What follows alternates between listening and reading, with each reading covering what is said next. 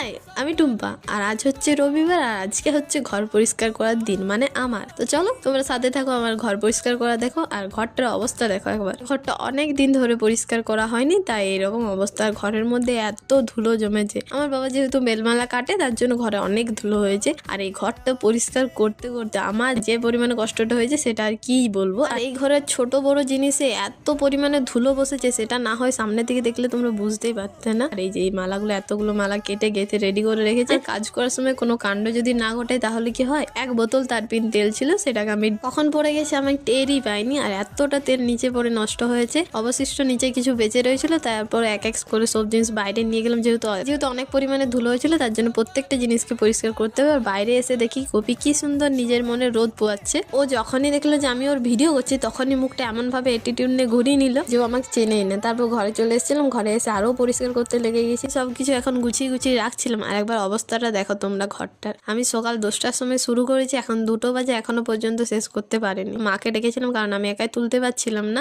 আমার ঘরটা পরিষ্কার করা হয়ে গেছে। আর কিরকম লাগছে তোমরাই জানিও কমেন্টে। আজকের ভিডিওটা এমনি 1 মিনিটের উপরে হয়ে গেছে। তো আজকে এই পর্যন্ত, টাটা।